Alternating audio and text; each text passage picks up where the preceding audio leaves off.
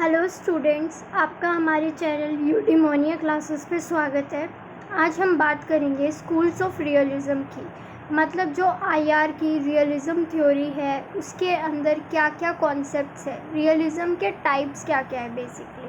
तो रियलिज़म से शुरुआत करते हैं। सबसे पहले मैं एक्सप्लेन करना चाहूँगी कि रियलिज़म होता क्या है।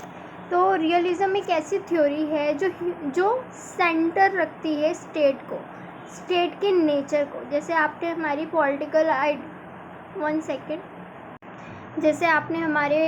पॉलिटिकल साइंस के बेसिक कॉन्सेप्ट सुने होंगे, तो उनमें हम देखते हैं स्टेटिज़म, जो स्टेट सेंट्रल थ्योरी होती है। सेम रियलिज़म है।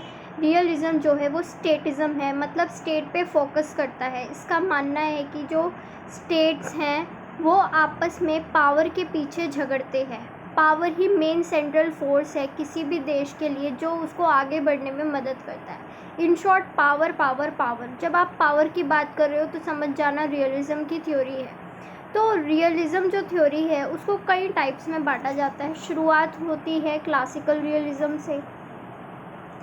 क्लासिकल रियलिज़म जो सबसे पहला टाइप आएगा, तो 20 सेंचुरी की स्टार्टिंग में, मतलब 1940s 50s के टाइम पर आप क्लासिकल रियलिज़म का ज़माना देखोगे, जब हमने फोकस करा था कि इंसान के नेचर से ही स्टेट्स का नेचर डिफाइंड होता है। अब इसका मतलब क्या है, जो इंसान है उसका जो स्वभाव होता है वो नेगेटिव होता है।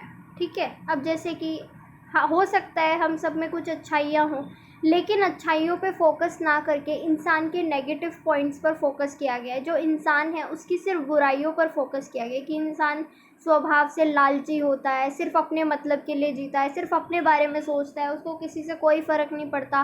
तो जिस तरीके का इंसान को स्वभाव है, कॉम्पिटिटिव नेचर है, ग्रीडी नेचर है, उस तरह का नेचर देशों का भी होता है, क्योंकि देश भी तो इंसान से ही बने हैं, देश भी तो हमसे ही बने हैं। तो क्लासिकल रियलिज़म का मानना है कि देश अगर झगड़ते हैं तो मेन रीज़न ह्यूमन नेचर है। ये थ्योरी दी गई थी क्लासिकल रियलिज़म की मॉर्गन थाउ के द्वारा अपनी बुक में। ठीक है, तो क्लासिकल रियलिज़म है वो ह्यूमन नेचर को सेंट्रल पॉइंट रखता है, ह्यूमन नेचर पे फोकस करता है। ओके गाइस, तो क्लासिकल रियलिज़म आई होप समझ आया होगा। अब हम आगे बढ़ते हैं। इसके आगे आपका आता है structural realism and neo realism. जो स्ट्रक्चरल रियलिज़म है और नियो रियलिज़म है, ये पुरानी थ्योरी को केनेथ वोल्ट्ज़ के द्वारा मॉडिफाइड किया गया है। जो क्लासिकल रियलिज़म था वो तो मॉर्गन थाउ ने दिया था। आपके लिए होमवर्क है, आप कमेंट कर दीजिएगा कि मॉर्गन थाउ की कौन सी बुक थी जिसमें उसने क्लासिकल रियलिज़म की थ्योरी दी है, जिसमें उसने ह्यूमन नेचर को सेंट्रल पॉइंट माना है इंटरनेशनल रिलेशंस में। सेकंड, मैं डिस्कस कर रही थी स्ट्रक्चरल रियलिज़म, जिसमें केनेथ वोल्ट्ज़ ने मॉर्गन थाउ की थ्योरी को मॉडिफाइड कर दिया है। जो केनेथ वोल्ट्ज़ थे उनका मानना था कि इंसान का नेचर ही सब कुछ नहीं होता है। आप नोटिस करोगे ना अपनी सराउंडिंग में, तो आपकी सराउंडिंग गंदी है, इसीलिए देश झगड़ रहे हैं। ठीक है, आपकी सराउंडिंग ख़राब है इसलिए आप देखोगे कि देशों के बीच झगड़े होते हैं। जैसे कि एक एग्ज़ाम्पल देती हूँ, जैसे कि कोई बच्चा है, वो किसी कुत्ते को लात मार रहा है। ठीक है, तो एक क्लासिकल रियलिस्ट है, वो देखेगा तो वो कहेगा कि बच्चा तो मारेगा ही ना, बच्चा तो होता ही गंदा है, मतलब वो तो इंसान का बच्चा है, इंसान तो होते ही गंदे हैं। तो जब इंसान का नेचर ही ऐसा होता है तो बच्चा तो बदतमीजी करेगा। ठीक है, वहीं अगर आप एक न्यू रियलिस्ट नज़रिए से देखेंगे तो आप बोलेंगे इस बच्चे ने ऐसा क्यों करा, रीज़न ढूंढोगे। साइंटिफिक है, इसीलिए इसे साइंटिफिक रियलिज्म भी कहते हैं, क्योंकि ये रीज़न ढूंढ रहा है। रीज़न में इसने पाया कि बच्चा ऐसा नहीं था, इसके घर का माहौल ऐसा है, इसकी परवरिश ऐसी की गई है, माँ बाप झगड़ालू स्वभाव के हैं, एग्रेसिव हैं, बच्चे में भी वही गुण आ गए, तो बच्चा खराब नहीं था, बच्चा खराब हुआ उसके माहौल की वजह से। सेम इंटरनेशनल लेवल पे अप्लाई कर दो। देश आपस में झगड़ रहे हैं, रीज़न यही है कि देश झगड़ रहे हैं क्योंकि देशों का माहौल ख़राब है। माहौल में कोई इंटरनेशनल ऑर्डर नहीं है। जैसे आज हम यूनाइटेड नेशन कह रहे हैं, यूनाइटेड नेशन जैसी कोई संस्था एग्जिस्ट ही नहीं करती। वैसे उस टाइम पे एग्जिस्ट कर रही थी, क्योंकि आपको पता है 45 में यूएन बन गया था, लेकिन जो केनेथ वॉल्ट्स है या रियलिस्ट है, उनका मानना है कि मेन देश होते हैं, ये संस्थाएं कुछ मैटर नहीं करती है। देश एनार्की में जी रहा है, अराजकता है आसपास के माहौल में, इसी वजह से ये आपस में सहयोग से नहीं रह पाते, आपस में एक दूसरे पे भरोसा नहीं कर पाते।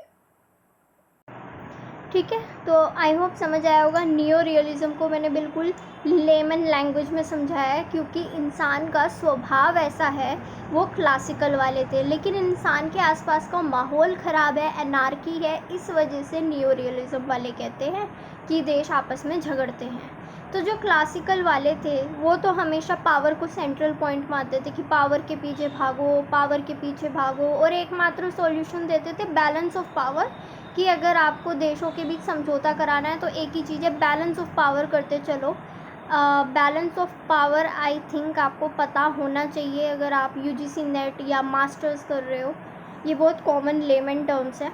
बाकी मैं एक बार एक्सप्लेन करती हूँ। बैलेंस ऑफ पावर जो है ये एक ऐसा प्रिंसिपल है जिसका मानना है कि टेरर को आप बैलेंस करने की कोशिश करो, मतलब दुनिया में इकलौती पावर ना रहे, उस पावर को बैलेंस करने वाला भी कोई होना चाहिए। इसमें अलायंस मेकिंग भी कर सकते हो। बाकी बैलेंस ऑफ पावर के बेस्ट एग्जांपल उस टाइम किए गए थे अमेरिका और सोवियत यूनियन, दो कंट्रीज़ थी जो एक दूसरे को बैलेंस कर रही थी, बाइपोलैरिटी आ रही थी, तो बैलेंस करना ज़रूरी होता है एक पावर को। क्लासिकल रियलिज्म में ये एग्जाम्पल आएगा। फिर स्ट्रक्चरल रियलिज्म की बात करें, ये बैलेंस ऑफ पावर में नहीं मानते, ये सिक्योरिटी डिलेमा का प्रिंसिपल देते हैं। सिक्योरिटी डिलेमा का मतलब कि हमेशा एक देश के अंदर डर बना रहता है दूसरे देश के प्रति, इसलिए अपनी सिक्योरिटी को एनहांस करो, अपनी सिक्योरिटी को ज़्यादा से ज़्यादा मजबूत करते हुए चलो। एग्ज़ाम्पल,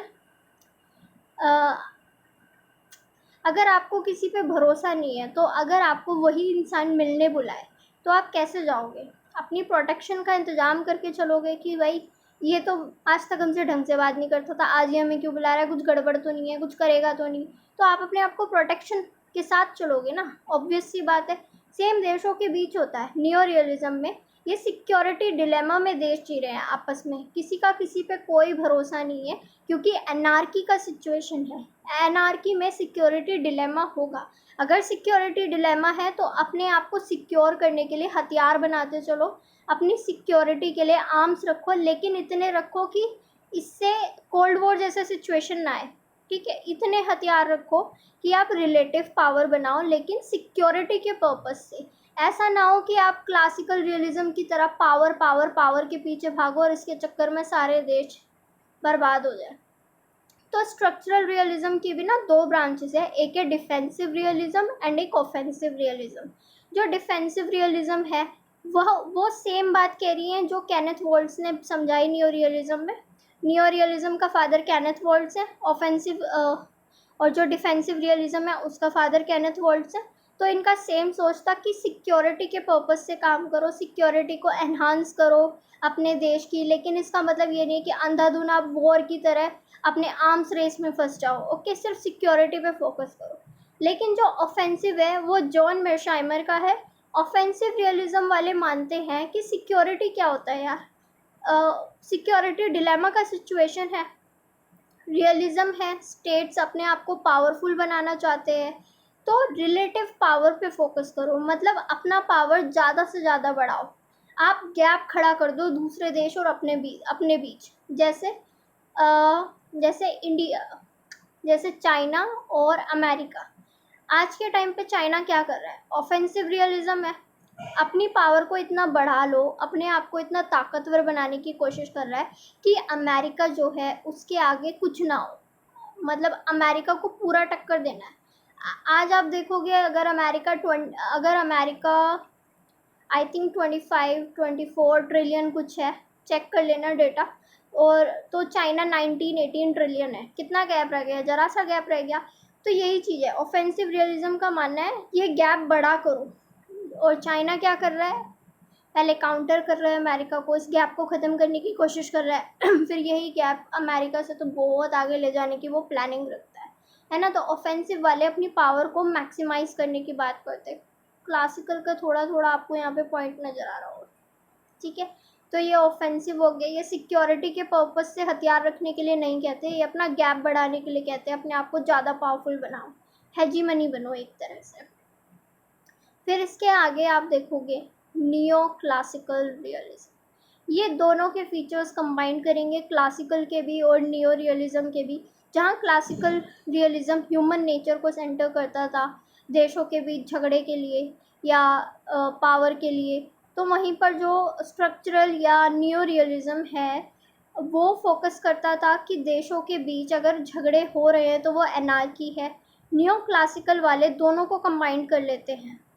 इसमें थिंकर है जकीद फरा सॉरी उनका नाम है फ़रीद ज़कारिया। ओके, फ़रीद ज़कारिया, उन्होंने नियो क्लासिकल रियलिज़म दिया है। उनका यही मानना था कि ह्यूमन नेचर भी मैटर करता है, साथ साथ आपका एक्टर भी मैटर करता है, स्टेट भी मैटर करती है, कंडीशंस भी मैटर करती है। अगर एनार्की है तो साथ ही ह्यूमन नेचर भी मैटर करता है। मान लो एग्जाम्पल, मोदी जी अलग पर्सनालिटी है, मनमोहन सिंह अलग पर्सनालिटी थी। जब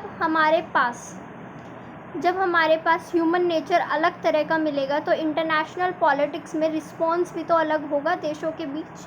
मोदी जी की जो इमेज है उसके अकॉर्डिंग वो थोड़े आपको नज़र आएंगे कि एक्शन लेते हुए, बोल्ड फिगर है, इंडिया के लिए एक्शन ले रहे हैं। वहीं जो मनमोहन सिंह थे वो लिबरल पॉलिसी फॉलो कर रहे थे, वो ज़्यादा एग्रेसिव या इंडिया की फॉरेन पॉलिसी में ज़्यादा वैसे नज़र नहीं आएंगे आपको, बोल्ड स्टेप्स लेते हुए न्यूट्रल से पर्सन थे।